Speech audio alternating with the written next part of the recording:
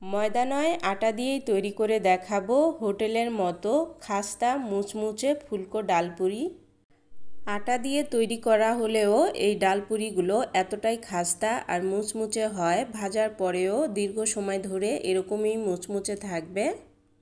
ঠান্ডা হয়ে যাওয়ার পরেও এই ডালপুরিগুলো কোনো প্রকার শক্ত না হয়ে সফটই থাকবে।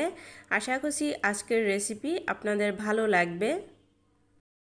ডালপুরি তৈরি করার জন্য প্রথমেই ডালের পুরটা তৈরি করে নিব।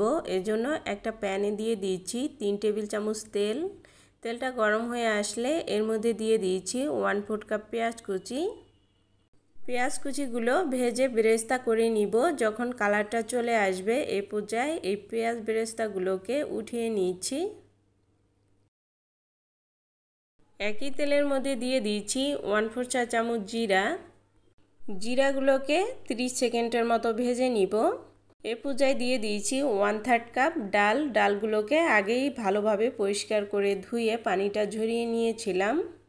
এখন দিয়ে দিয়েছি 1/4 চা চামচ হলুদের গুঁড়া, 1/2 চা চামচ লবণ, 2 টেবিল চামচের মতো পেঁয়াজ কুচি, আর এখানে নিয়েছি 1/2 টেবিল চামচের মতো রসুন কুচি আর 2টা কাঁচামরিচ কুচি করে নিয়েছি। এখন এগুলোকে প্রায় 2 মিনিটের মতো কষিয়ে নিব। কষিয়ে নেওয়া হয়ে গেলে এর মধ্যে দিয়ে দিচ্ছি 1 কাপ পানি।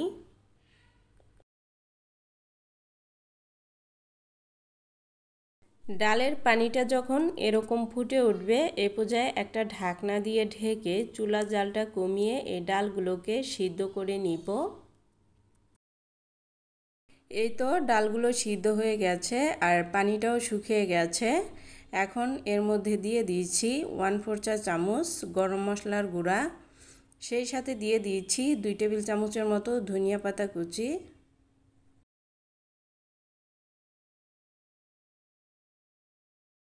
দিয়ে দিয়েছি 2 টেবিল চামচ পেঁয়াজ বেরেস্তা।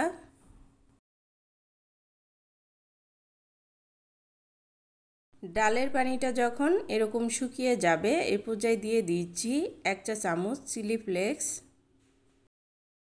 এখন চিলি ফ্লেক্সটা ডালের সাথে খুব ভালোভাবে মিশিয়ে নিব।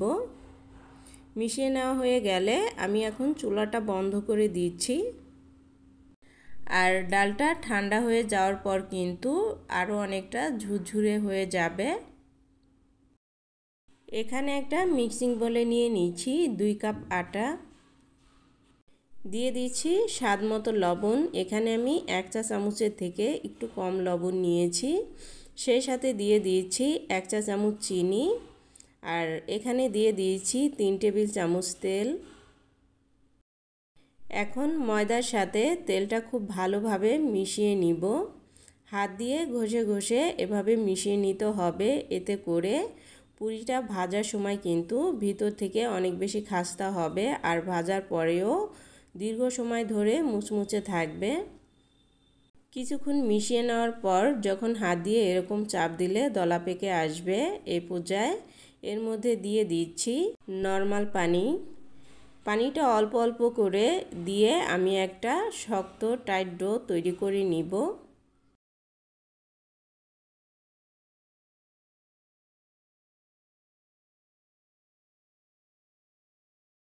এই তো ডোটা তৈরি করে নেওয়া হয়ে গেছে আর প্রায় 7 থেকে 8 মিনিটের মতো এই ডোটাকে আমি খুব ভালোভাবে মেখে নিয়েছি। এখন একটা ঢাকনা দিয়ে এই ডোটাকে প্রায় 5 মিনিটের মতো ঢেকে রাখবো, এতে করে ডোটা কিন্তু অনেকটা সফট হয়ে যাবে। 5 মিনিট পর এই তো দেখতে পাচ্ছেন ডোটা কিন্তু সফট হয়ে গেছে। এখন যতটুকু সাইজের পুরি বানাবো ঠিক ততটুকু লেচি কেটে নিয়েছি আর এভাবে করেই আমি একে একে সবগুলো লেচি কেটে নিব। সবগুলো লেচি যখন তৈরি করে নেওয়া হয়ে যাবে এ পর্যায়ে একটা করে লেচি নিয়ে হাতের সাহায্যে এরকম গর্ত করে নিচ্ছি। আর মাঝখানটাতে একটু ভারী রাখতে হবে, কিনার দিয়ে একটু পাতলা রাখতে হবে, এতে করে পুরিগুলো ফেটে যাবে না। এখানে আমি ডালের পুরটা দিয়ে নিলাম, এরপরে মুখটা বন্ধ করে দিচ্ছি।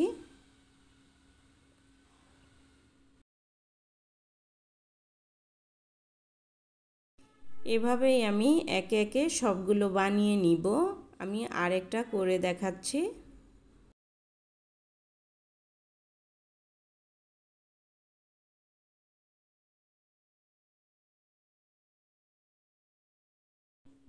এ পর্যায়ে সবগুলো লেচির মধ্যে যখন পুর ভরে নেওয়া হয়ে যাবে, সর্বপ্রথম যে লেচিটা আমি রেখেছিলাম এই লেচিটা আমি হাত দিয়ে চেপে চেপে চার কিনারে গোল করে নিচ্ছি।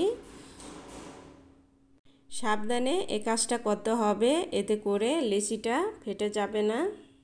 এই তো একটা তৈরি করে নেওয়া হয়ে গেছে। এভাবেই আমি 2 থেকে 3টা একত্রে তৈরি করে তেলে ভেজে নিব। তেলটা আমি আগে থেকেই গরম করে নিয়েছি। এরপর মিডিয়াম আঁচে এই পুরিগুলোকে ভেজে নিব।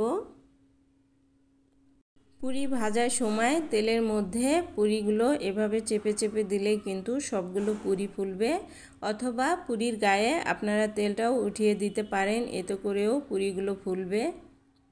এরপর সময় নিয়ে পুরিগুলো ভেজে নিতে হবে। জাল বাড়িয়ে পুরিগুলো ভাজলে ভিতর থেকে কিন্তু কাঁচাই থেকে যাবে আর উপর থেকে কালার চলে আসবে, তাই সময় নিয়ে পুরিগুলোকে ভেজে নিতে হবে। এই তো পুরিগুলো ভেজে নেওয়া হয়ে গেছে। এখন এগুলোকে তেল ঝরিয়ে উঠিয়ে নিচ্ছি।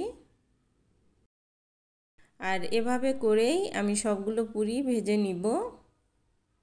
এই তো সবগুলো পুরি ভেজে নেওয়া হয়ে গেছে। এখন একটা পুরি আমি আপনাদেরকে ভেঙে দেখাচ্ছি। দেখতেই পাচ্ছেন পুরিটা কিন্তু অনেক বেশি ফুলকো আর মুচমুচে হয়েছে। আর এই পুরিগুলো কিন্তু দীর্ঘ সময় ধরে এরকম মুচমুচে থাকবে, আর ঠান্ডা হয়ে যাওয়ার পরেও কিন্তু শক্ত হয়ে যাবে না। ভিডিওটি যদি ভালো লেগে থাকে তাহলে অবশ্যই লাইক কমেন্ট করবেন, সেই সাথে আমার চ্যানেলটি সাবস্ক্রাইব করে রাখবেন। আর ফেসবুক থেকে দেখে থাকলে পেজটিতে ফলো দিয়ে রাখবেন। আজকের মতো এ পর্যন্তই। আল্লাহ হাফেজ।